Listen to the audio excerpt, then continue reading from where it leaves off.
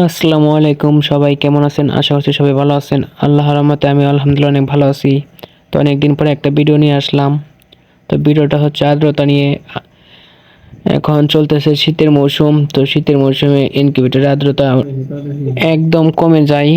তো আমারও সেম একটা কাহিনী হয়েছে। আমার 12টা মুরগির ডিম আছে, 12টা মুরগির ডিম এখন হ্যাচিং পিরিয়ড চলতেছে। তো হ্যাচিং এর সময় আর্দ্রতা জানেনি 70-এর উপর রাখতে হয়। তো আমার কিছুতেই 60 বা 61 এর উপর উঠতেছিলই না।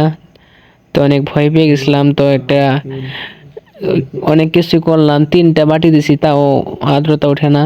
পরে একটা বুদ্ধি করে একটা লেকড়া বা তেনা যেটাই বলেন, তো সেটা নিয়েছি এক টুকরো, আর কিছু পানি নিয়েছি একটা বাটি পেতে। তো লাইটের 5 থেকে 6 ইঞ্চি নিচে বাটটা রেখে তারপরে যে তেনাটা ভিজিয়ে এই লাইটের উপরে রেখে দেবেন।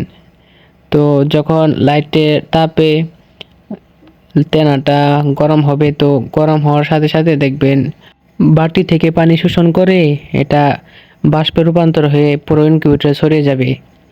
এই যে আবার এখানে একটা ফ্যানও আছে, তো ফ্যান দিয়ে পুরো আর্দ্রতাটা বক্সের ভিতরে ছড়িয়ে যাচ্ছে।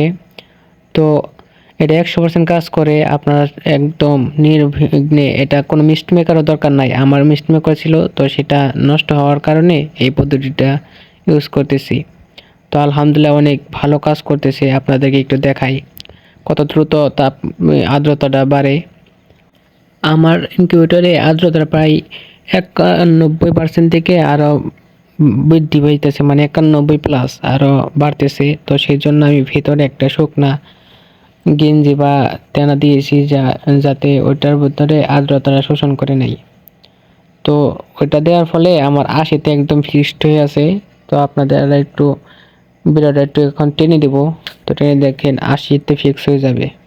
তো এই পদ্ধতিতে যদি আপনাদের আর্দ্রতা অনেক বেড়ে যায়, তো আপনারা শুকনো একটা কাগজ মানে শুকনো একটা কাপড় দিয়ে দিবেন, তাহলে দেখবেন আর্দ্রতাটা 75 থেকে 80-র ভিতরে ফিক্স হয়ে আছে।